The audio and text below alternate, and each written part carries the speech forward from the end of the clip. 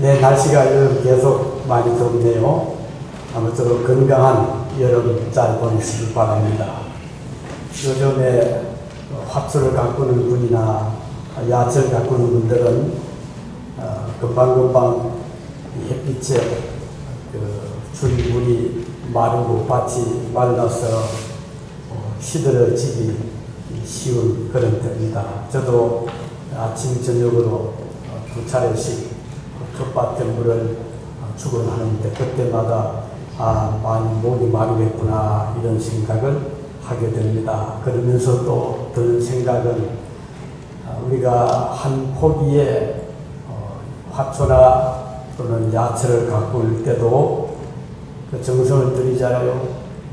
가물지 않도록 목마르지 않도록 물을 주는 그런 마음인데 우리 하나님께서는 그의 자녀들을 내려다보실 때 얼마나 관심을 가지고 혹시 목마름이 없을까 편치 못함이 없을까 우리 아버지 하나님께서 세심한 배려를 해 주신 것을 생각하면 정말 감사한 그런 마음이 들 때가 많습니다. 특히 이 과수원을 운영하는 농부는 그 심은 과일 나무가 잘 자라고 그리고 열매를 많이 맺기를 바랍니다. 좋은 과일을 맺게 하기 위해서 농부는 우선 땅을 깊이 갈고 좋은 흙을 푹 넣어두어서 뿌리를 잘 내리게 하고 거름도 주고 또 물도 주면서 관리를 합니다.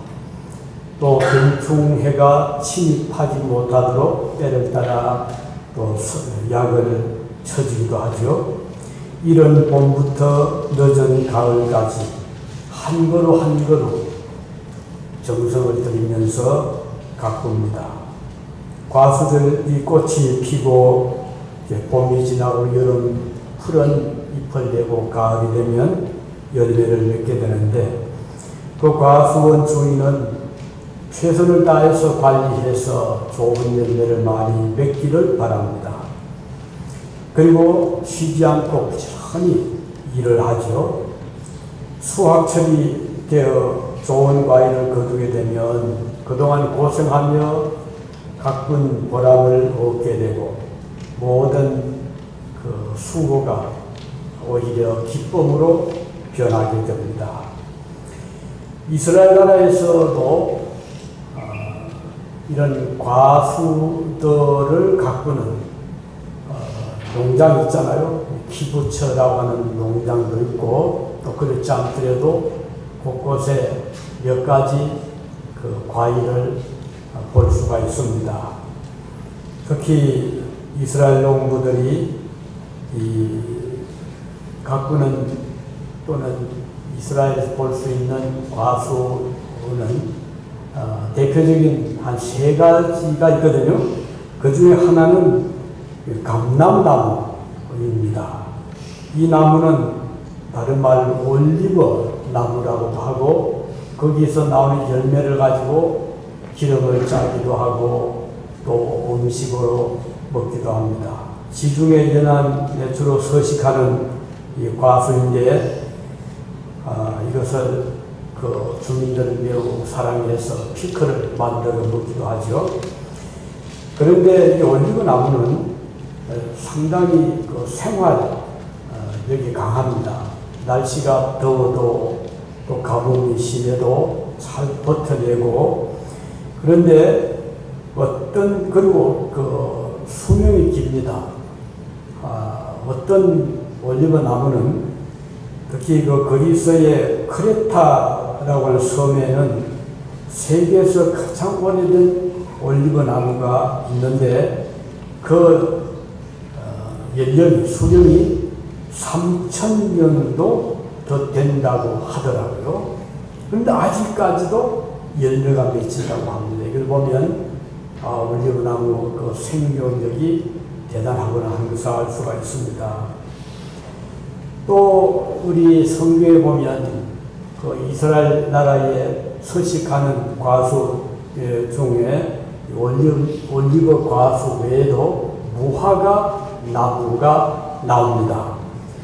이 무화과라는 그 이름은 우리 말을 이렇게 뜻을 풀어보면 꽃이 없이 열매가 맺힌, 그래서 무화과라는 이름을 붙이죠. 그런데 이 사실 무화과 나무에 꽃이 피지 않는 것이 아니고요. 그것이 안에서, 열매 안에서 꽃이 피거든요. 어떻든 이런 봄에 이제 싹이 트고 작은 열매가 맺으면서 가을까지 그 열매가 계속 맺히면 지금도 어린 열매 싹이 나옵니다. 그렇게 해서 이제 가을까지 열매가 맺히는데, 이 무화과는 우리 예수님과 좀 관련된 스토리가 성경에 나오잖아요. 어느 날 예수님이 예루살렘 성에 들어가시는데 아침 일찍 시장하셨던 주님이 마침 성전 대문 옆에 서 있는 큰 나무를 보시고 열매를 몇 개라도 따실까 싶어 가셨는데 열매가 없었죠. 주님이 실망하신 그런 사건이 나옵니다. 그리고 또 다른 과수는, 이스라엘에서 흔히 볼 수 있는 과수는 올리브 나무가 있고 무화과 있고 또 한 가지는 포도나무가 있습니다. 이 포도나무는 뜨거운 그 중동 지역에서 잘 버텨 있는, 그리고 여간 가물어도 포도나무는 그 뿌리가 깊이 내리고 또 사방으로 퍼져 있어서 가뭄에도 잘 죽지 않고 열매를 맺는 특징이 있습니다. 그리고 이 포도나무는 번영의 상징으로 또 기록이 되기도 하죠. 요수아와 갈렙이 애국에서 나와서 40년을 광야를 헤맨 다음에 가나안 땅에 들어가기 전에 그 정탐꾼을 파송을 했잖아요. 그래서 이스라엘 백성이 그 땅에 들어가기 전에 각 지파마다 사람들을 이제 택해서 가나안 땅에 들어가서 사방 살펴보도록 했는데, 그들이 이제 사방을 돌아보고 돌아올 때 포도 열매를 가지고 왔어요. 얼마나 포도가 충실했던지 무거워서 어깨에 메고 들어올 정도로, 그 정도로 그 지역에는 포도나무가 많이 자라고 있고 또 열매를 잘 맺는 것을 볼 수가 있습니다.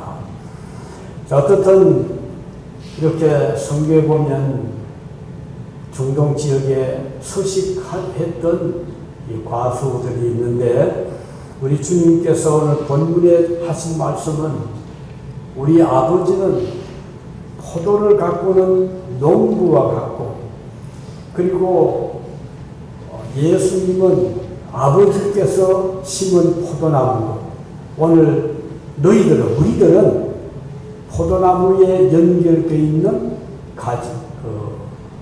가지와 같다, 이렇게 말씀하시면서 가지에 열매가 맺히거든요. 포도나무는 새순이 나오는 그 순에서 열매가 맺힙니다. 그런데 이 좋은 열매, 많은 열매를 맺기 위해서 몇 가지 조건이 있거든요. 그 중에 하나가 중요한 것은 나무의 줄기에 잘 연결이 되어 있어요. 잘 붙어 있어야 되거든요.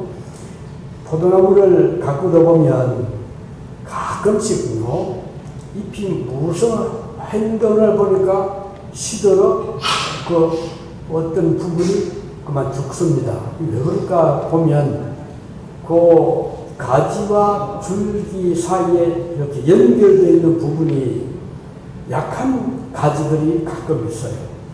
그러면은 바람이 분다거나 비가 좀 세게 오게 되면 그 가지가 부러져 버려요. 그 연결된 부분에서 떨어집니다. 그러면 거기에 이제 막 나오던 포도 열매라든가 또는 꽃이 필 때는 꽃이라든가 같이 죽고 말고 죽게 되고 그리고는 열매를 맺지를 못합니다. 그래서 중요한 것은 많은 열매를 끝까지 맺어서 있게 하기 위해서는 가지가 포도나무에 단단히 붙어 있어야 되고 튼튼하게 붙어 있어야 됩니다. 이것이 중요한 것입니다. 오늘 본문 4절에 말씀하죠. 가지가 포도나무에 붙어 있지 아니하면 스스로 열매를 맺을 수 없음 같이 너희도 내 안에 있지 아니하면 그러하리라. 중요한 것은 가지인 우리들이 줄기 나무이신 예수님과 연합이 되는 것, 연결이 되어 있는 것이 매우 중요하다는 것입니다. 자, 그러면 연합된다는 것은 어떤 의미인가? 그것은 우리가 주님 안에서 사는 것을 말합니다. 자녀들이 부모님 품 안에서 잘 자라잖아요. 가정 안에서 자녀들이 양육은 잘 받습니다. 만일에 가정을 떠나서 부모를 떠나서 나간다면 어린아이들은 살아갈 수가 없잖아요. 중요한 것은 부모님 품 안에 가정 안에 있어야 되는 것처럼 우리 그리스도인들이 좋은 열매를 많이 맺기 위해서는 예수님 안에서 살아야 된다 하는 뜻인 것입니다. 그럼 주님 안에 산다는 것은 무슨 뜻일까요? 우리 예수님과 동행을 하며 살아간다는 것을 의미합니다. 그 말은 내 혼자 내 마음대로 독불장군처럼 살아가는 것이 아니고 예수님과 항상 같이 살아가는 것. 주님의 뜻을 찾고 주님과 동행을 하며 살아가는 것이 주님 안에 사는 것이고 그 사람은 열매를 많이 맺게 되는 것입니다. 우리 노아는 그 당시에 많은 사람 또는 많은 가족 중에 한 가정이었지만 노아가 끝까지 살아남을 수 있었던 것은 하나님과 동행을 했기 때문이라고 했거든요. 하나님과 함께 살아갔다는 것이죠. 동행이라는 것은 같이 간다는 것이잖아요. 손을 잡을 수도 있고 아니면 대화를 하며 갈 수도 있고 같은 차를 탄다거나 같은 비행기를 탄다거나 아니면 같은 길을 가는 것이 동행인데 우리 그리스도인들이 우리 예수님과 동행을 하며 살아갈 때 열매를 많이 맺는다는 것입니다.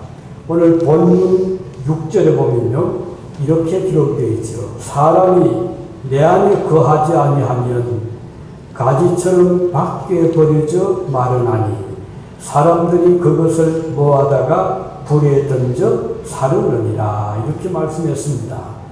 그리스도와 연합이 되고 동행을 하고 함께 살아가면 우리 주님과 연결되어 있기 때문에 나무와 가지가 붙어 있기 때문에 영양분이 계속 나무에서 가지로 공급이 되고 열매를 맺게 되는 것입니다.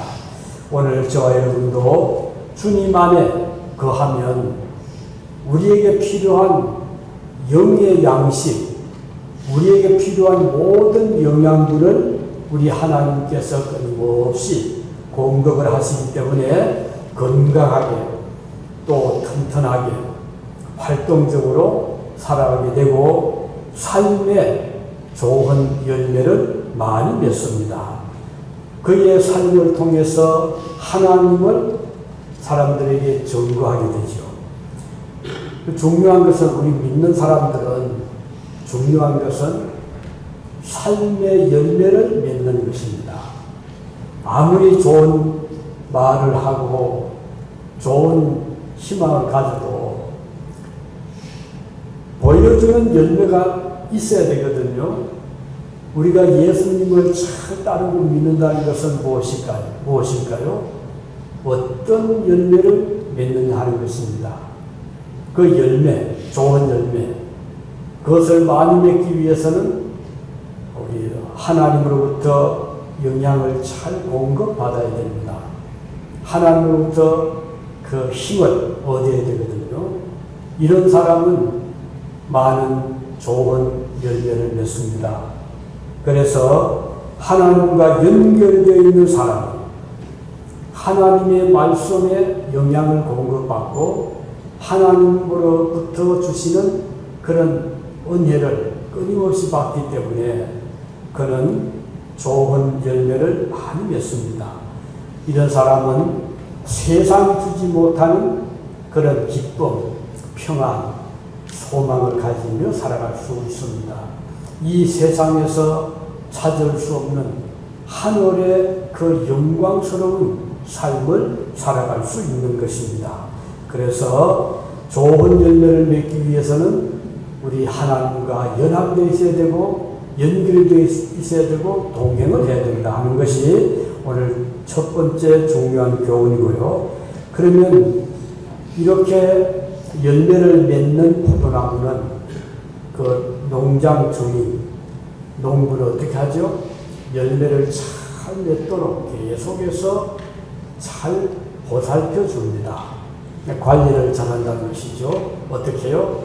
물이 필요하면 물도 공급을 하고, 거름이 필요하다 하면 거름도 주고, 또 옆에 이 잡초들이 많이 있으면 또 그것을 또 깨끗하게 제거해서 이 포도나무가 계속 기운을 얻어서 지력을 땅에서 영양 공급받고 가지에서 열매가 잘 맺고 익도록 관리를 해줍니다. 더 많은 열매가 맺히도록 가지도 쳐주고 또 여러 가지 방법으로 도와줍니다. 따라서 이런 포도나무는 계속적인 보살핌, 도움을 얻습니다. 관리를 받습니다. 만일에 이렇게 잘해주었음에도 불구하고 가지에 열매가 없으면 실망이 되겠죠? 그럼 어떻게 할까요? 이제 그 가지는 이건 열매를 맺지 않는 가지다 하고 때로는 잘라내기도 합니다. 중요한 것은 열매를 맺는 것입니다. 오늘 저와 여러분들이 우리 주인 대신 우리의 농부 대신 하나님으로부터 따뜻한 관리, 보호를 받는 비결은 열매를 많이 잘 맺는 것입니다. 이 열매라는 것은 우리의 삶이거든요. 살아가면서 우리의 생각, 좋은 생각, 우리의 선한 행동, 또 우리가 다른 사람과 인간관계에서 나오는 그런 여러 가지 인간관계에 좋은 그런 인간관계 등을 의미하는 것입니다.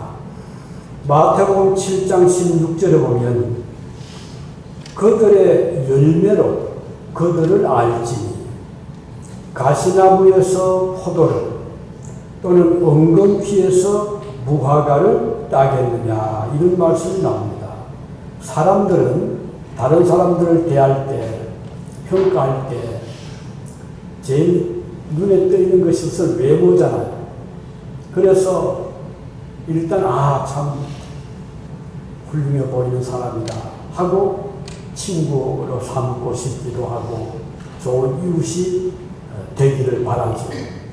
그런데 이제 같이 이렇게 가까이 교제를 나누다 보니까 그분에게서 기대했던 그런 어떤 열매가 없거든요. 좋은 그분에게서 배울 수 있는 좋은 생각, 말, 행동을 찾을 수가 없으면 어떻게 돼요? 내가 이분에 대한 평가를 제대로 못했구나 이런 생각을 가지게 됩니다. 사람들은 겉으로 보는 외모, 어떤 옷을 입고 있느냐, 또 어떤 가방을 들고 있느냐, 또는 어떤 물건을 이 사람이 소유하고 있느냐, 어떤 집에 사냐 이런 것을 가지고 평가를 쉽게 하는데 그래 그것이 다가 아니잖아요. 더 중요한 평가는 그들의 열매로 그들을 안다라고 했어요. 그분의 말 한마디 한마디에서 그분의 행동 하나하나에서 우리는 그분에 대한 평가를 바로 하게 되는 것입니다. 우리 주님은 우리를 보실 때 어떤 삶의 열매를 맺느냐를 중요하게 보십니다. 우리의 말로서 그치는 것이 아니고 우리의 행실, 행동을 살펴보십니다. 우리가 걸어온 삶의 여정을 돌아보시는 것입니다. 우리의 행동을 보십니다. 저울에 달아보는 것이죠. 얼마나 그 말에 무게가 있느냐, 얼마나 그분의 삶의 책임을 가지고 사느냐, 얼마나 그분의 삶의 사랑의 열매가 맺혔느냐 하는 것은 매우 중요한 하나님의 평가입니다. 선행의 열매, 사랑의 열매, 섬김과 봉사의 열매, 성령의 9가지 열매, 이런 것들이 그 사람의 삶을 평가하게 되는 것입니다. 우리의 삶의 주인 되시는 하나님은 저와 여러분들의 모든 살아가면서 맺히는 열매, 그 삶의 열매를 저울에 달고 계십니다. 그냥 겉만 보시는 것이 아니고 우리의 속을 보시는 하나님이십니다. 겉만 보는 그리고 판단하는 우리의 판단과는 다르죠. 좋은 나무는 그 잎만 보는 것이 아니죠. 큰 둥치만 보는 것이 아니고 그 나무에 어떤 열매를 맺느냐 하는 것을 보고 그 나무를 평가합니다. 가시나무에서는 포도를 거둘 수가 없죠. 아무리 걸음을 잘 주고 보살펴도 은근피해서 무화과를 딸 수가 없습니다. 그것은 나무 자체가 다르기 때문이죠. 오늘 이 세상에 살아가는 우리 모든 인류, 우리들은 각각 살아가면서 그 종류에 따라서, 나무의 종류에 따라서 열매가 맺히듯이 오늘 저와 여러분들도 어떤 사람이냐에 따라서 삶의 열매가 다르게 맺힙니다. 따라서 우리는 좋은 나무가 될 필요가 있습니다. 다시 말해 좋은 사람이 될 필요가 있습니다. 그러면 좋은 사람이라는 것은 그 사람에게서 나오는 삶의 열매, 행동, 자세 등이 좋은 그런 열매를 맺는 것을 말하죠. 그래서 우리는 지난 6개월을 뒤돌아봅니다. 2024년도 우리가 출발을 했는데 참 개인적으로 우리 교회적으로 그렇게 수월한 반년은 아니었습니다. 저도 개인적으로 매우 힘든 반년이었습니다. 지난 연말부터 여러 가지 예기치 못한 일들이 막 닥쳐오는데 정말 감당하기 어려운 그런 일들이 지난 6개월 동안 쭉 겪어왔습니다. 그런데 그럼에도 불구하고 한 가지 감사했던 것은 실망되지 않았다는 것입니다. 낭망하지 않았습니다. 원망이 없었습니다. 하나님 왜 이렇게 힘들게 합니까? 이런 원망은 나오지 않더라고요. 그래서 더 기도하게 되었고 더 하나님께 가까이 나가게 되었고 더 간절한 마음으로 주님의 도움을 구하게 되었습니다. 그것이 참 감사했습니다. 그리고 다른 사람을 대할 때 가능한 대로 그분에게 실망을 주지 않기를 바라는 마음이 컸습니다. 오늘 우리 각자 개인들이 여러분들이 걸어온 지난 6개월을 뒤돌아보시면서 나는 과연 어떤 열매를 지난 6개월 동안 맺었는가 한번 살펴보는 그런 때가 되기를 바랍니다. 이제 우리 7월 첫 주나 둘째 주는 우리 한국도 그렇고요. 여름 곡식을 거둔 상반기 받은 은혜를 감사하는 맥주 감사절을 우리가 기억하고 지키는 절기입니다.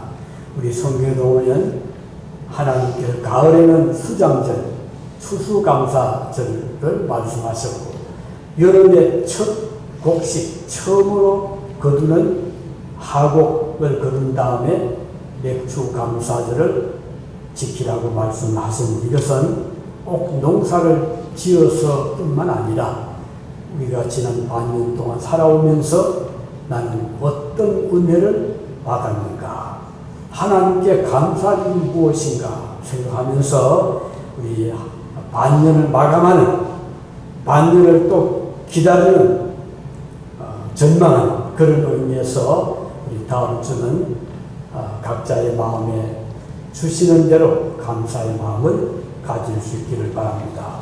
그래서 이 감사절에 우리가 다시 한번 마음에 가다듬는 자세는 열매를 맺는 과수를 주인은 더 잘 보살피고 걸음을 물을 공급을 하는 것처럼 오늘 저와 여러분들이 삶의 열매를, 좋은 열매를 많이 맺으면 맺을수록 우리 하나님은 더 알뜰한 보살핌 보호로 지켜주신다는 사실을 우리는 알 수가 있습니다. 그래서 우리 하나님은 우리가 결코 쓰러지지 않도록, 또는 낙심하지 않도록, 중단하지 않도록, 또 나무가 뿌리부터 마르지 않도록 우리 주인 되신 우리 하나님은 때를 따라 여러 가지 은혜를 베풀어서 관리를 잘 하여 열매를 더 많이 맺도록 해 주신다는 것을 다시 한번 생각하시면서 주님 앞에 좋은 열매를 더 많이 맺을 수 있기를 바랍니다. 이제 마지막 한 가지는, 이렇게 열매를 잘 맺는 나무는 우리 주님께서 그를 더 잘 보호를 하고, 그리고 그런 자와 함께 거주하신다는 것을 약속하셨습니다. 우리가 스스로 열매를 맺을 수는 없습니다. 말씀드린 대로 나무에서 우리는 영양을 공급받아야 됩니다. 줄기에 연결이 되어 있어야 살아있을 수 있고 살게 되고 열매를 맺을 수 있습니다. 이와 같이 우리 그리스도인들은 주님 안에 거주할 때 생명이 유지가 되고, 그리고 영양을 공급받고 열매를 많이 맺습니다. 요한복음 15장 4절이죠.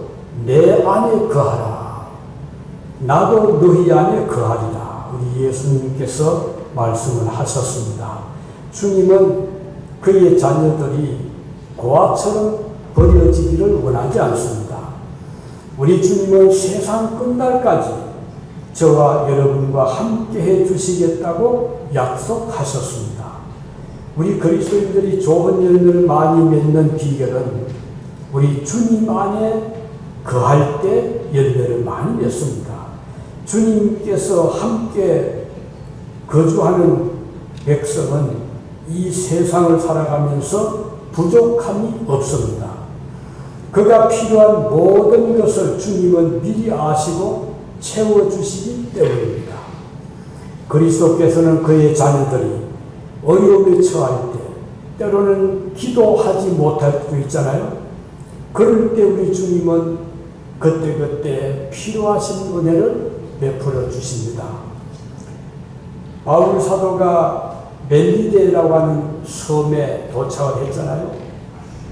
일행과 함께 배는 파손이 되고, 그리고 태풍은 왔고, 겨우겨우 목숨을 건지면서 멜리데 섬에 상륙을 했는데 얼마나 날이 추웠잖아요. 그래서 사람들이 우리 나무를 주워서 모닥불을 피워 몸을 좀 녹입시다. 그 사람들이 이제 사방 흩어져가지고 그 젖은 몸 떨면서 모닥불을 피우게 되었잖아요. 그래서 나무들 가지를 주워오고 이제 불 뗄 수 있는 그런 토막들을 주워오는데, 바울도 이제 하나를 안고 왔습니다. 그래서 이제 그 불에다가 집어 가져온 것을 나무가지를 넣는데 그 속에 아주 맹독을 가진 독사가 안에 있다가 불이 뜨거우니까 그 피하면서 바울의 손을 물었잖아요. 얼마나 그 강한 독성이 강한 뱀이었는데 주민들은 바로 알았죠. 아, 저 사람은 곧 죽는다. 그 뱀에 물리면은 금방 몸이 빙빙 붓고 죽고 마는 그런 무서운 뱀이었잖아요. 그 바울 손을 꽉 물고 늘어집니다. 그 바울이 그 뱀을 떼가지고는 불에다 집어 던졌는데 사람들은 바울이 죽는 것을 구경을 하게 되었잖아요. 그런데도 바울이 죽지 않거든요. 아무 이상이 없었잖아요. 왜 그랬을까요? 하나님은 그 멜리데서 추위에 떨면서 모닥불을 피우고 있는 그 중에 사도 바울과 함께 주셨기 때문에 그 맹독성 있는 독사가 바울을 물었지만 하나님이 그의 몸을 보호해 주셨기 때문에 그는 전혀 건강에 이상이 없었습니다. 그랬더니 그걸 본 주민들이 깜짝 놀라면서 여기 신이 왔다. 바울을 신으로 생각하고 신이 아니면 살 수 없잖아요. 그래서 신 앞에 제사를 지내려고 했었잖아요. 그 바울이 어떻게 했죠? 아닙니다. 나는 여러분 같은 사람입니다. 나는 신이 아닙니다. 바울이 극구 만류해서 억지로 만류 그런 기록이 사도행전에 나오잖아요. 여기서 보여주는 것은 무엇일까요? 바울 사도가 지금까지 복음 전도를 하면서 주님과 동행을 할 때 독사 같은 맹독 있는 그런 것이 바울을 물었지만 하나님이 그를 지켜주시고 보호해주셨다는 것입니다. 오늘 바로 이와 같이 하나님의 자녀들은 때때로 어려움을 위험한 일을 당하죠. 강도의 위험을 겪을 수도 있고 도적을 만날 수도 있고 또는 질병, 무서운 질병으로 고생할 수도 있고 여러 가지 우리가 살아가면서 겪을 수 있는 일들이 많이 있습니다. 그런데 우리 하나님께서 사랑하는 그의 백성들은 어떤 경우에 처하더라도 하나님은 눈동자처럼 밤에 주무시지도 않고 졸지도 않고 그의 백성들을 보호해 주신다는 것을 우리는 확신할 수 있습니다. 저희 교회도 우리 성도들도 개인적으로 또 우리 교회적으로 지난 날들을 돌이켜보면 여러 가지 시련이 많이 있었잖아요. 참 어려움도 많이 있었고 그런데 한 가지 우리가 늘 기억하는 것은 그때마다 하나님이 지켜주시고 보호하시고 필요할 때 공급해 주시고 또 안전하게 하나님이 함께 해주셨다는 사실을 우리는 그동안 많이 체험을 하면서 지금까지 왔습니다. 지금까지 인도하신 하나님께서 앞으로도 우리 앞에 어떤 일이 우리 앞에 우리를 향해서 도전하고 공격해 올지 우리는 모르지만 한 가지 분명한 것은 우리는 주님 안에 거주하고 있고 하나님이 우리와 함께 하시며 그리고 반드시 약속대로 우리를 안전하게 지키시고 보호하시고 또 좋은 열매를 많이에게 주실 것이다 하는 것을 우리는 분명히 믿는 것입니다. 이제 말씀을 맺겠습니다.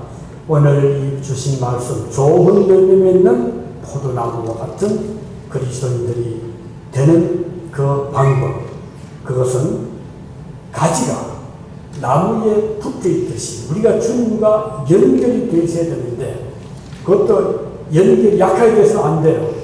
그러면 바람을 막 끌어주고 맙니다. 또 얼마 못 가서 그 실어 버리고 말아요. 그래서 주님과 연결이 되되 아주 튼튼하게 강하게 연결이 되어서 누구도 주님과 우리 사이를 떼가지 못하도록, 우리를 분리시키지 못하도록 주님을 우리가 강하게 주님과 연합이 되어 있어야 되는데, 그 비결은 우리가 내가 붙들려고 하는 것은 사실 불가능합니다. 우리를 붙잡아 주시는 분은 하나님이시지, 내가 내 의지로, 내 생각으로, 내 결심으로 주님을 붙잡아야지 라고 아무리 결심을 해도 우리가 붙잡는 것은 한계에 부딪힙니다. 그 어떻게 되죠? 하나님이 우리를 붙잡아 주시더라고. 하나님은 나를 버리지 않는 그 믿음을 가지고 주님과 연결이 되어 있어야 됩니다. 이런 사람은 세상이 어떤 환난도 우리를 하나님과 이 연결을 끊지를 못합니다. 죽음도 환난도 어떤 사탄의 역사도 그리스도 우리 사이를 끊어놓지를 못합니다. 그래서 주님과 우리는 딱 붙어 있고 한 몸이다, 주님의 지체다 하면서 기억하고 세상 끝날까지 주님과 함께 동행하는 이런 삶을 사시기를 바랍니다. 두 번째는 이러한 자를 우리 주님은 잘 관리해 주신다는 것입니다. 결코 우리가 주님을 떠나지 않도록, 사탄이 우리를 해치지 못하도록, 우리를 무너뜨리지 못하도록 하나님께서 아침 저녁으로 밤중에도 한낮에도 순간순간 우리 주님이 우리를 관리하시고 보살펴 주신다는 것을 기억하시고 오늘도 주님의 보호 아래 믿음으로 살아가시기를 바랍니다. 마지막으로 우리 주님께서 약속하신 우리 안에 세상 끝날까지 함께 하겠다는 그 약속을 굳건히 의지하고 우리 주님의 그 약속을 든든히 신뢰하는 우리 모두가 되시기를 바랍니다. 기도하시겠습니다.